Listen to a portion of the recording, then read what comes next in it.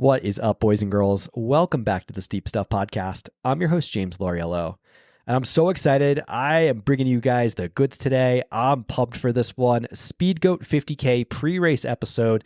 This one with Lindsay Allison and Ryan Becker. Really excited to have both of them on the podcast. I caught up with Lindsay and Ryan not too far removed from the news that broke that they were both going to be on the Worlds team. Both short course athletes, both going to be running, you can call it short course and marathon distance, at Worlds in Cannes in September. That's not all we talked about. We talked a lot about Ryan's broken arrow, Lindsay's broken arrow as well, the excitement for Worlds, the excitement for Speedgoat. We talked a lot about the Speedgoat course preparation. This will be both of their second time doing the lap around, I guess you could say Speedgoat, or you could say the Snowbird course, if you will. But yeah, just a really fun episode. Lots of good stuff in here. I think you guys are going to take a lot away from this one. One of probably my favorite pre-race interview. Not to disparage anyone else, but this one's going to be hard to beat. So without further ado, hope you guys enjoy this one. Ryan Becker and Lindsay Allison.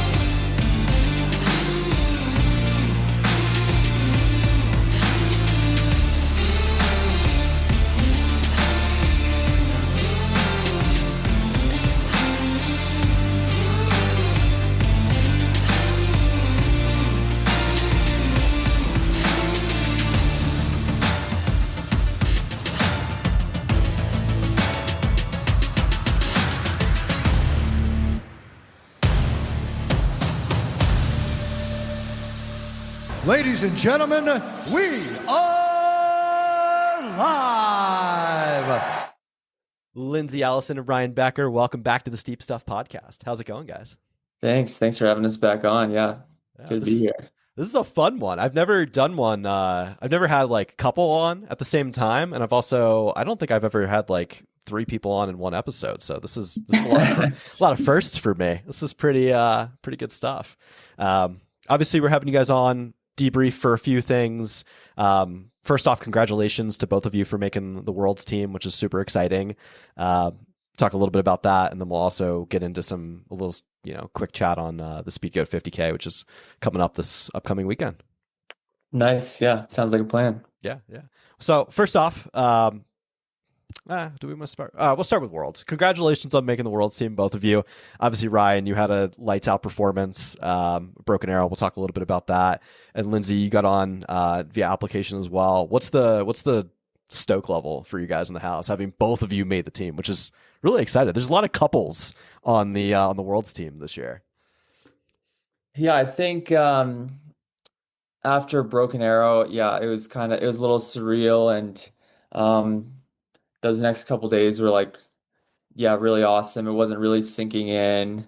And I was I just felt like there were a couple other goals to get through, but then I was starting to get excited about it. And then we found out, I guess, around a week or so before it was announced. So having Lindsay make the team also, and then we really started planning it together was when it started getting a little more real. And so yeah, because we do most of the races we do are together anyway, so it would have been kind of weird. And Lindsay was talking about coming out anyway if she didn't make it, but it's obviously a lot more exciting to have both of us racing it. So yeah, we're pretty excited, and it feels real and also true to how we typically do things, that we're both doing it also. So no, I love it. It's cool too, because when I had conversations with both of you, it seemed like it was kind of on your radar, but not. Lindsay seemed very focused on CCC. You seemed particularly focused on possibly doing Leadville this year. So it seemed like it was not necessarily in the peripheral, and then it goes and happens, and it kind of changes the entire flow of the summer. Lindsay, I'll ask you this first. Are you still going to be doing CCC, or how does that, you are going to not do it? Okay. Yeah. No, I'm not going to do CCC anymore. But yeah, like you said, it's totally disrupted the year, but in the best way. I think the plan for now is to do OCC um, I was able to switch down in distance, which is really awesome. So that'll be the plan, and then roll into Worlds after that. But I'm definitely, it's bittersweet because I was really excited for CCC. Um, but I think my thought process was like, I think I can get back into CCC. Worlds seems much more like a once in a lifetime type opportunity. So, yeah, I think we both feel like super grateful to have the opportunity and feel like got to take advantage while we can. It's so cool. Lindsay, specifically for you, like I know you had a kind of a rough day at Broken Arrow. You were pretty candid on Instagram talking about some asthmatic problems or breathing issues. It seems like been able to get past that, having a great race. Most recently, it was the Teton Mountain runs you ran, right? What's going on with that? Are you feel much better over the hump? Yeah. What do you think? I have no idea what happened, to be honest. I I have asthma, but honestly, it like very rarely acts up. I have had it in a couple races, but typically, like I take my inhaler and it resolves pretty immediately. Um, so when it happened at Broken Arrow, I wasn't that worried. I was just like, oh, darn, but like I'll just use my inhaler and it'll be fine. And it just like didn't work. Which was very new and not ideal. So I'd say that was the first like asthma attack that I haven't been able to control. Which was definitely like alarming, and yeah, it was Scary. definitely stressful and scary in the moment. Since I've been fine, I feel like the Broken Arrow, I'm not making excuses. I don't know what happened, but I think that the combination of like it being super windy the day before the race, like it was like 80 mile an hour. That's why they switched the VK to the shorter version. And it was really dusty. I don't think it hadn't rained in a really long time in Tahoe. So I just wonder if like there was just a lot of stuff in the air. Um, but that's just to say that like since coming back to Telluride, the air seems better here. Like I haven't had many issues, or haven't had any issues. So I'm hopeful that was just like a one-time blip. And yeah, at Tetons, I was totally fine. There's no breathing issues. So I'm hoping that was just a one-off, like odd circumstantial situation. Yeah. And it probably was. I mean, especially even the fact that like I know you said the air has been better, but like didn't you guys have like wildfires not too far from there too? So if that hasn't really bothered you, then you're I'm probably pretty fine. cautious Yeah. in the smoke, honestly. But yeah, I think probably the combination of like going out hard with like the weird air with it was really cold that morning on Broken Arrow. So I think you can at least control the variables in training, like just don't push that hard, or, whatever it might be. So but I'm just hoping that Speedgoat has good air this year because it doesn't always have good air, honestly, in Utah. So That's true. we'll see. But yeah, I have to think it was like a one-off. Cool, cool, cool. Well, wishing you the best of luck on that. I'm sure it's just a one-off and you're good. Ryan, I gotta ask you, like when you crossed that finish line, like all the emotions, it seemed I was so excited for you just seeing the video. And I was like, damn, dude, like you got one. Like that was really exciting and such a like stout performance. Um, like everybody knew you were capable of that. How did it feel for you? Like when you actually did cross the finish line? Like, can you put that Yeah, I into mean, and words? it wasn't, I had to hold it back until the finish line. Like I kind of knew on the second lap, like halfway down the single track. I mean, even leaving Shirley Canyon, I was pretty sure that I was going to climb out of Shirley Canyon faster than most people on the second lap, even if I was losing time to David and Eli. And then if I could just survive the single track and get to the road, it would pretty much be like locked up. Um, but you never know what anything can happen. But yeah, there's like a couple of road switchbacks where I like almost lost it coming down into the finish line. I didn't, there was no one that I knew on the line there, or on the road coming in, but there was enough people cheering that I was like starting to kind of tear up a little bit.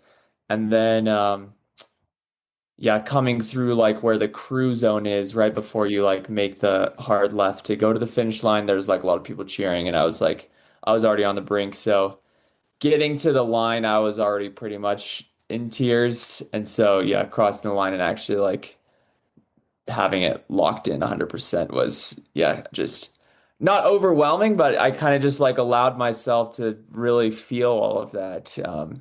And Yeah, I think I have been like at that fitness level in the past, kind of like you mentioned, but either you just like something happens on the race day or you feel that way in training and then you don't get the taper right or just things happen. Like I've been there before, but I haven't been able to like make it all work on the day like it happened on such an important day for it to all go right on. So yeah, it was pretty awesome and it was, I mean, my thinking going into this race, even when we were in the airport flying out, like I didn't expect to be able to make the team in the 46. I thought my chances were better in the VK. And so we were in the airport, like kind of stuck, waiting on like plane stuff to get out of Denver. And that's when we got the email that the VK had been shortened by half. And I was like, oh shit, like that was my chance to make the team. I'm not going to make it on a half VK. Like a full VK is kind of the only thing. So I had already like mentally adjusted to be like, you're likely not going to make the team. We're still going to like try as hard as you can in the VK, but the 46K was always kind of just like a bonus. Um, and so, yeah, going into that race, I like on the start line and even the first, 3 or 4 miles through the woods before you start climbing, I was pretty far back in the group and didn't feel amazing. And I was kind of like, yep, like that's what you get. Tried to, you went too hard in the 20-minute effort. You're not a 20-minute guy anymore. And now you're going to pay the price.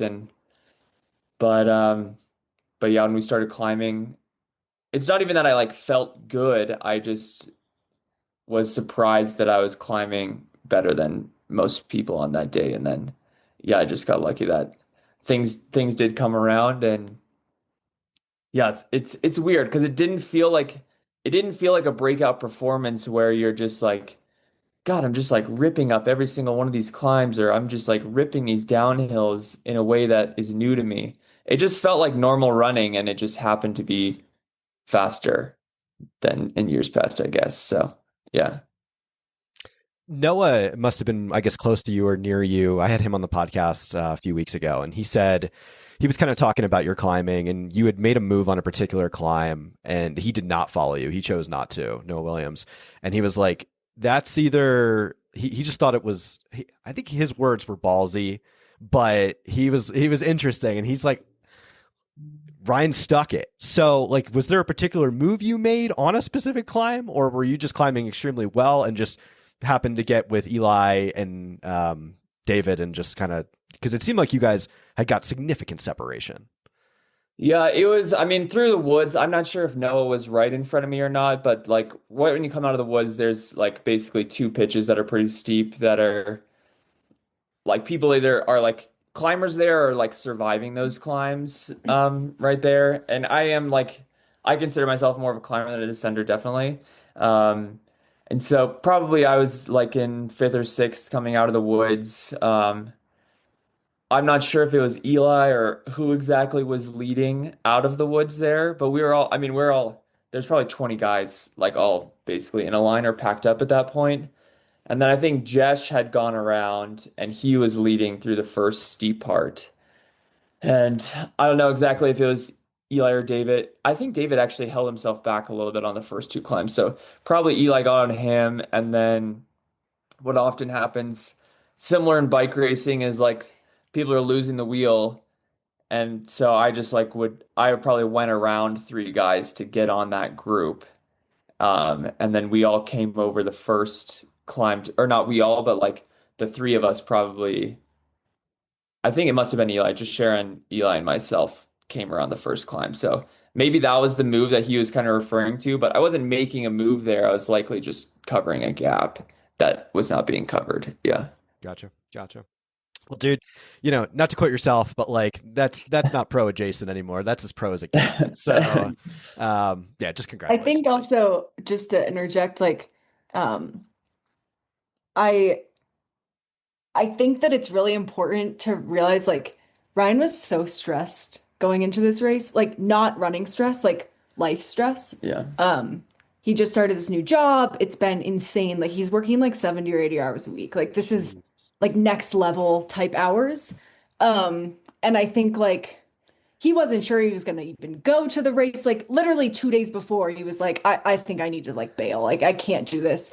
And I think like it just, I've always thought this, like that when you have other stuff going on in your life, or there's like a bigger stress or there's something else, that you often do like find your best performances because it just feels like such a gift to like be there and to race and to like push yourself in this like very just physical way, as opposed to like all the mental stress that goes on with life.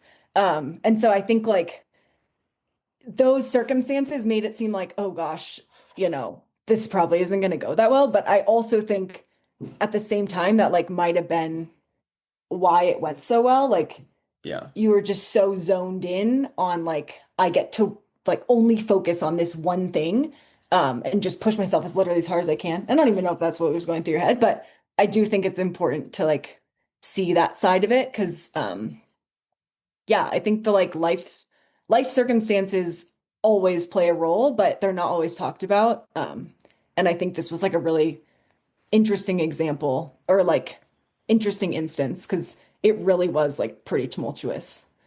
Yeah, even I mean, we were like, our flight was delayed like I think probably 5 or 6 hours, our first flight to Denver. And this has actually happened the same last year when we were going to Broken Arrow again, and I mean we got into Tahoe probably at 11:30 before the VK, 11:30 at night before the VK, and that same thing happened last year. And the VK went kind of well, but like last year, but it was still, I was like, well, because like I told you, like I was kind of like I thought my chances were in the VK, so I was like, well, if I'm gonna miss the VK, should I just drive back to Telluride right now? Because I'm not gonna make it in the 46, and I'm already too stressed. And yeah, all this thing. I mean, yeah, yeah, exactly right. Like 2 days before, like my parents came out and they're like, and I had told them a month before, so it would have been in May, that I was like, hey, I know you have like accommodations and plane tickets and everything.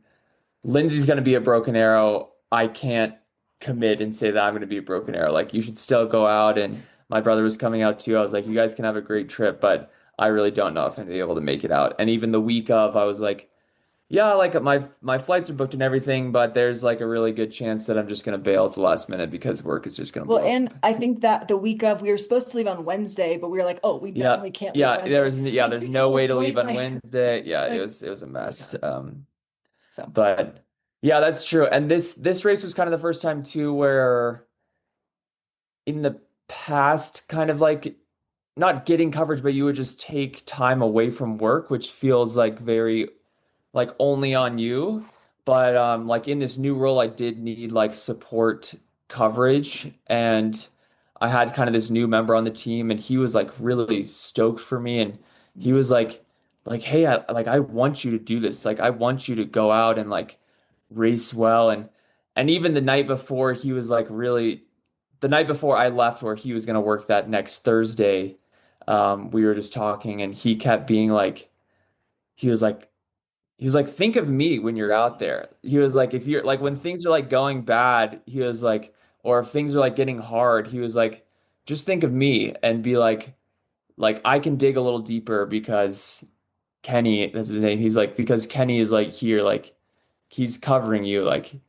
And it was one of the first moments, and there are other members of the team too, of my team at work, who were like really stoked for me to like try to make this. Like I was really kind of downplaying the significance of like going to this, but everyone else was like, no, you like really have to like try for this. Like you have to like focus, like get yourself excited. And that was kind of the first time I'd ever gone to a race and being like, it does feel like I'm racing for more than just myself also.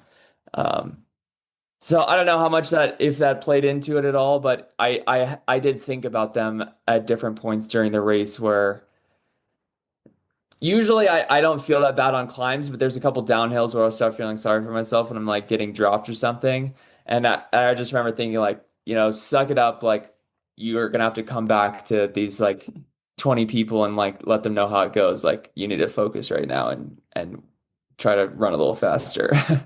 That's interesting. That's so crazy too. Like it almost what wasn't like the fact that like you almost didn't do it, and the fact that you like, that's so crazy, dude. Do you think and maybe it did unlock something like with you, like with the fact that the pressure was a little bit more, there was more to it, more behind it, more pushing you. Yeah. Maybe that unlocked something mentally. And I think even because I've been talking with a couple of um, people around just like racing or racing more or racing these bigger races, and everyone, because again, like going back to that Instagram post, and that's kind of like been a little bit of this like transition in my own running, which is like taking it not less seriously, but with like a more appreciative lens. And I wouldn't say that this race had more pressure, but it does feel like racing carries like more positive significance than it has in the past. So it's not really like I don't want to use the word pressure. It's more just like an appreciation for the moment and significance of like what you're able to do. And not in like a competitive way, but just like in the bigger like scope of life, and that you're able to like take time away from like a normal life and kind of do like a crazy thing on a weekend. And that carries like that is more of like a healthier framework to go into these races with. Yeah. Dude, beautifully said, man. Like I said, and I can't sing your praises enough. I was so excited to see when, you pulled it off. And, because it's just like I don't know. I'm so used to seeing Eli at the front all the time. I'm so used to seeing David Sinclair, break course records. And like for you to finally get what you deserve, with all the hard work that you put in, like it was super exciting.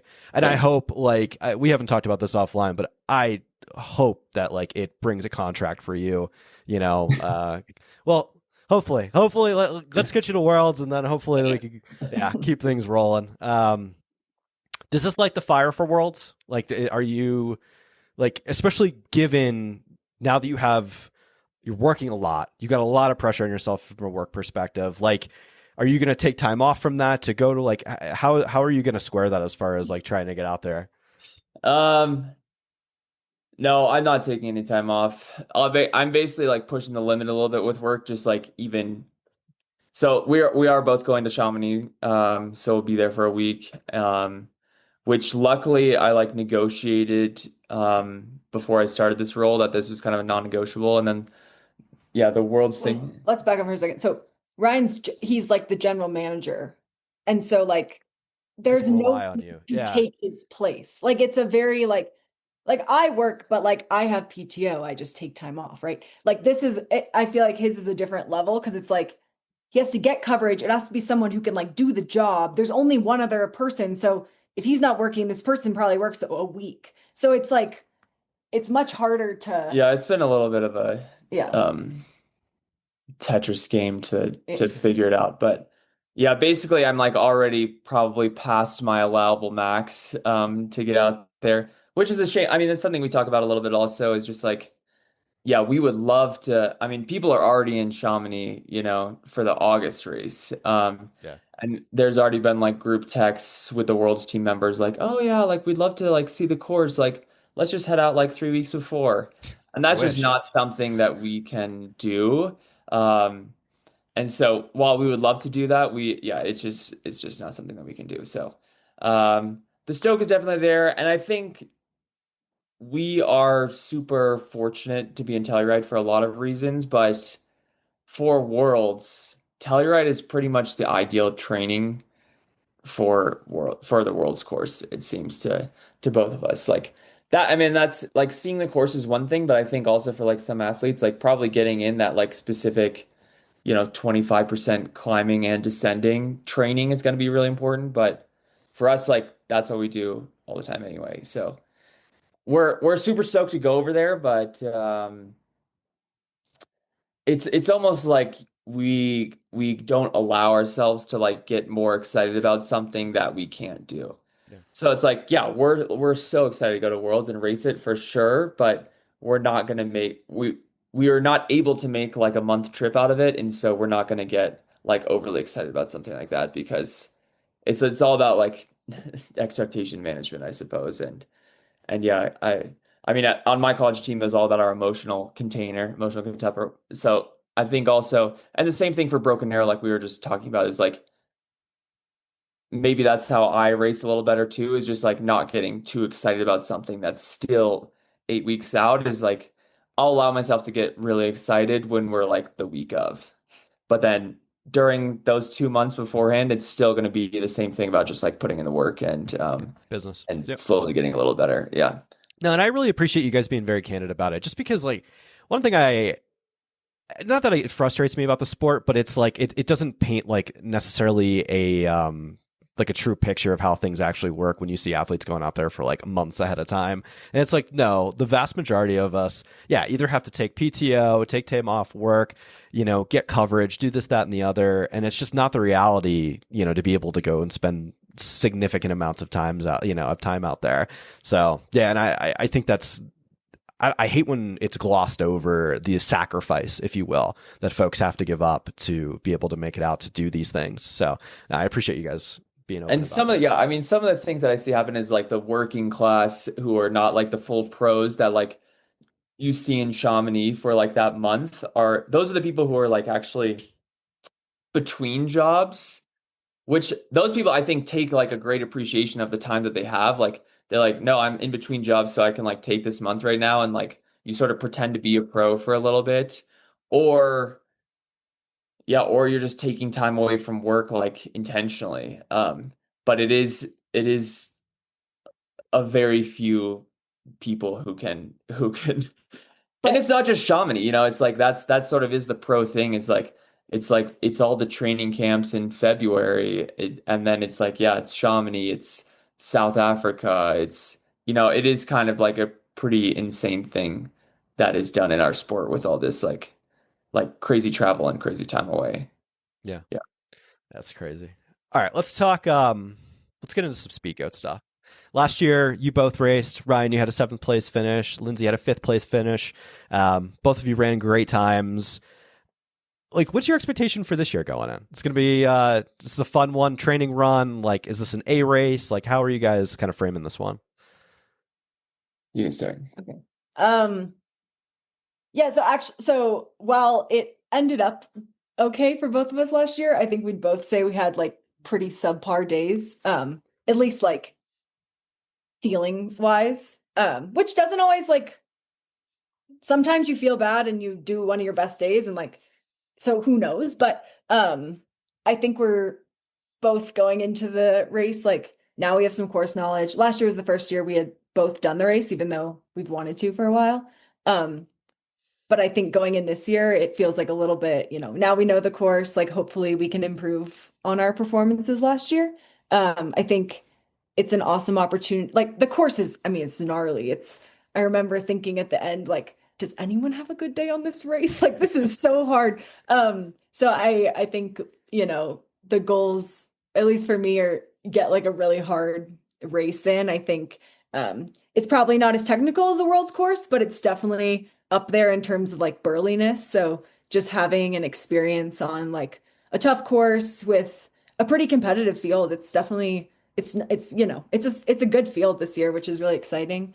So really just like getting a good day on some like gnarly on a gnarly course is the first goal. And then I think also just at least for me, I feel like this year has like the pressure is built. And I think just, the combination of like being the first year with a sponsor, like making the world's team, like these things, these like really awesome things have happened for me, but I definitely feel like I'm like succumbing to the pressure a little bit just mentally. So I'm really hoping that this weekend is like I can kind of channel the like celebration that Ryan sort of had in the last one um and just like have a good day. Like really just try to remember, like really channel the whys of running and like I love the mountains. I think we both love the mountains. Why we live in Telluride. It's why we do these races. So really just trying to embrace like that part of the day is my goal. Can you go into that a little bit more if you don't mind? Like talking about, because I don't think enough athletes go into like the pressure they feel. Is it imposter syndrome? Like what are you thinking? Like what are you going through on it? Yeah, I haven't like really put my finger on exactly what it is, to be honest, but I feel like some of it, I mean, totally transparently, is like we all set goals for ourselves. I think some of my goals were to like feel like I had, you know, I'm worthy of a sponsor. I'm like worthy of making these teams, whatever. And I feel like sometimes when you then reach your goals, it's it's hard to like recalibrate. You like feel new pressures that you haven't experienced before. You're like, okay, well now I need to make new goals. Like, and I think that process of like recalibrating has been harder than I expected. And I think that's compounded with like work stress and life stress and like all these other things. But yeah, I think it's been, I feel like I mean, I've been in the sport like 8 years or something. And so for 7 of them, like I've kind of been chasing this one thing, which is like maybe to say that's not the right thing to chase. Like I'm aware. But I think like having somewhat, or at least I had this feeling of being an underdog for like 7 years essentially. And I still feel like I am. Like I'm under no illusion that like, I'm the best because I'm not even close. But I think like just starting to have your mindset shift a little bit of like, oh wow, like the hard work did pay off. Like, oh, I am getting somewhere. Um, it's just like shifted my mindset enough to where I feel like I'm in a new territory of like, okay, where do I get my motivation from now? Like how do I push myself in these different ways? Like, because I've just had this like certain mindset for so long and that's now disrupted. So it's definitely been, and I don't have answers, but like that's what I'm working through really, like kind of recalibrating like what are my goals and what do I want out of like this chapter of running. And so yeah, it's definitely been a challenge. I won't say it's been like an easy year, to be honest. Thank you for being candid about it. It's interesting too, because once you get on this ultra team and then you make a world team, like you just raise the bar for yourself, right? And it's like the bar just keeps getting raised and raised and raised. And it's like, at what point can I just slow down? And I think one big aspect too is just enjoying the journey you're on. It's like, how many people get to do like this crazy sport that we do at such a high level for both of you? And, to stop and realize like not only am I competing at a high level, but I live in a beautiful area. I train in a beautiful area. I get to race in some of these crazy locations. Like I get caught up in that too. And I understand it. And so many times do I have to stop and be like, man, like life is really actually pretty awesome. Like some of the things we get to do is wild. Yeah. But no, I appreciate you for being candid, and I get that. I understand it. I do want to talk to you a little bit more about the women's field. Like this women's field is really deep this year, and both men's and women's fields are deep. But like this one in particular, like we've got Jen Lichter, like Grayson's going to be in the race. Like there's quite a few really strong ladies. I'm hoping finally we can get a women's course record broke. And I didn't realize this until I was doing the race preview, but I was like, dude, this course record 6:02 has stood since like 2008, which is wild. Which the course has changed. Yep. Yep. So I think I think Helen has the fastest time on the new course. I would say so. I think that's true. It's like 6:09 or something like that. Somewhere in that range. And then Jazz ran like 6:15 last year. Yeah. Anime Flynn's had some fast times as well. But yeah, it's still like within. So I don't know. I feel like because Ultra Running Mag had still like recognizes the 6:02 from 2008. And I'm like, man, I think we need to either update that or make some changes or something, just because we've had so many strong ladies on the course and like no one's gotten within like I guess Helen has the fastest like closest time. So yeah, I'm just really interested to see like how things are going to unfold. And, I think it's just a strong women's race this year, which will be fun. Yeah, I mean, I definitely think, this year has been a perfect example of the like level of the sport has just increased. And I think you do get the fast times when there's fast people that are all racing against each other. So I was thinking about that actually earlier today. Like, yeah, there's probably going to be, I think the course records will go down and I think multiple people might be under it. Like similar to many of the races that we've seen this year.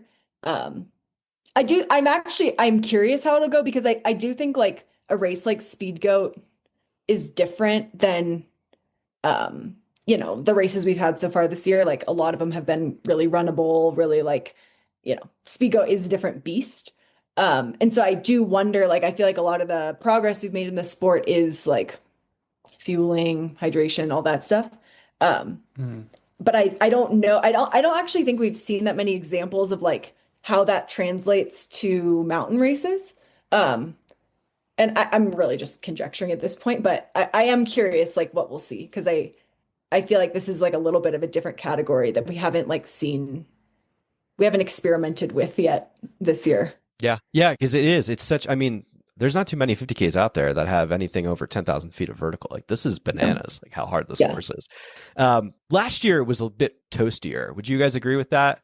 I think it seems like this year might be more favorable weather, especially if it stays cloudy. So I can only hope for, it to be cooler for you guys. Cause last year, I mean, you guys can speak to it. Yeah, maybe talk about how like the heat plays a massive factor when you're just exposed up there in the sun. Yeah, I remember it being hot. The biggest thing I remember is so between the so you do this big climb. I think it's like 4,000 feet or something. It's like 9 or 10 miles to the top. Um, there's an aid station up there, and then you just drop like it's almost like an hour of descending. Not quite that long, but it's substantial descending. And then and you're pretty far out there. Like this is the most remote part of the course. And then you start this like grinding climb back up and that's a low point, so it is hot down there. I remember climbing up there is it's like an aspen forest though, so at least there's some coverage. But the thing that struck me was like that's like a I think it's like a 9 mile stretch or something in that realm with no aid.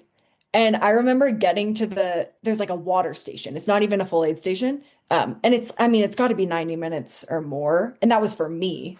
Like um and I just remember like I was totally out of water. I think I like chugged a whole bottle. Like and it just made me think of like, wow, that is a really long stretch. Especially like think of the people in the back of the pack. Like that could be multiple hours with no water. Like so Suffering. Yeah. anyway, like I think it's it does play a role. And even, even at the top of the field, like people do run out of water. And I think you know, to the point about nutrition and hydration being a focus, like I wonder if, bringing a third bottle or like some of the things maybe people will do this year will actually could make a big difference. Because, I wasn't thinking about that last year. I was like, oh, I'll just go from aid station to aid station. But yeah, there are some like pretty burly sections like that. And then after that section, you're pretty much exposed like the rest of the way. So as the heat of the day continues, like you're getting more and more exposed. So yeah, it's definitely a factor. And I think it's still going to be, last I checked, the high was still like 80, which for us, that sounds pretty hot. That's so hot. Oh my gosh. I thought I saw lows in the 40s and I thought it was only going to be, now granted, I only checked Snowbird, like the resort, so it might be the base, but like down in like as low as like the lower 70s. So maybe it'll get cloudy. Who knows? I don't know. Hopefully it didn't. This was like Hopefully you've checked more recently than I have. That sounds great. It's like a day ago. I think the other piece that made us like feel bad last year was pretty much all the races we do were like coming down significantly. And this race is still pretty high. Yeah. And so you don't have that like Telluride high altitude effect when you go there. You're still like, oh no, we're actually still pretty high. Like when we go down to Tahoe or anything like that, it's still like, oh yeah, we have like another gear that you never feel at Telluride, but that doesn't really exist at this race because you're still so high. Yeah. Can you speak to, because like even like someone like Jim Walmsley, like he had an epic implosion at this race and then came back and set the course record, right? I think it takes some time to figure out, like maybe a couple spins on the course. Would you guys agree with that? Like maybe, like it's like, I know Ryan, like I could speak to both of you. You are both capable. Like Ryan, like I can just like off your time last year, like you're fully capable of going under sub 520. Like you could definitely do that. Is that the course record? Course record is what did It's like low fives. It's like no, it's 4. He ran under 5 hours. Yeah, he's like 4:57. So like, well, for instance, like Michelino's ran 5:14 and 5:16, and just knowing like seeing your similarities, like I just know you're capable of running under 520 and like getting close to that as well. So it's like in there, it probably just takes some time to figure out and like, just mess around on the course so that way you have an idea of what to expect. Well, Ryan has I think that's most courses in general though. But yeah. I was just gonna say, I think Ryan can what did you run last year? 5:37, something like that. So. Okay. Yeah. Ryan last year ate no food What? the whole Yeah. race. Oh, here we go. Here's the stories. He's gonna be fine, I think. Oh, let's see. I dealt with like a ton of nausea last year at a lot of races, and this is one of the ones I think. Yeah, I had a couple gels before the top of the first climb, and then I basically had only water for the rest of the race, and maybe a little bit of Coke, but I couldn't keep anything down for some reason. So, but I feel like I mostly figured out nutrition this year, which is good. So hopefully, I mean, hopefully there's 10 minutes right there just in nutrition. Easily. Yeah, easily. Yeah, especially if you guys get some favorable weather and nutrition, like you're going to move so much faster. It'll be completely different. Yeah, it does look like you looked more recently than me because I just double checked and it's like mid 70s. That sounds So great. it's gone up. a And little clouds. You're right. The clouds I think is going to be key. bit. Could be Yeah. right. Yeah. Yeah, because if that sun, like for instance, like Christian Allen ran one in 2023, and like he's one of the most capable humans I've ever met in my life on anything. And like if he ran like 5:23 on a hot day, like it's just interesting like how that 10 minutes, 15 minutes really plays in when it's super toasty. So yeah, hopefully it's an enjoyable, cooler day for you guys. Well, guys, Yeah, let's do. we're getting pretty close to the end here. I just got to say thank you guys both so much for coming on and having a chat. Like, this is one of my favorite episodes, and hopefully we can do more of these down the line. Wishing you both the best of luck on race day. And if you guys have anything to add, feel free, and we can go from there. I don't think I have anything else. Yeah, thanks for having us on. Kind of fun to do a partner one. Yeah, I like these. I'm thinking about doing maybe something cool for Worlds, like doing like good groups or something like that, like the women's short trail team and then the men's short trail team, and kind of going from there. But starting to cook up some stuff now, so we'll be in touch. Yeah, that sounds good. Yeah, awesome, guys. Well, safe travels. Have a great race, and I really appreciate it. Thank you so much. Thanks, man. Yeah, Thanks for good having to me. chat. No problem. Listen up, guys. The Steep Stuff podcast is brought to you by Ultimate Direction USA. Guys, I am so excited. UD just dropped their new Race Vest 6-liter and Ultra Vest 12-liter in 2 beautiful aesthetic colors. You guys got to check these new vests out. They're dynamic in ways like that you just have never seen from an Ultimate Direction vest. Very stretchy, lots of storage, beautiful aesthetic colorways coming to you in a new, like a white and blue and an onyx and green. Just absolutely beautiful vests. I think these ones are just like some of the best products we've ever dropped, and I'm so excited for you guys to try them out.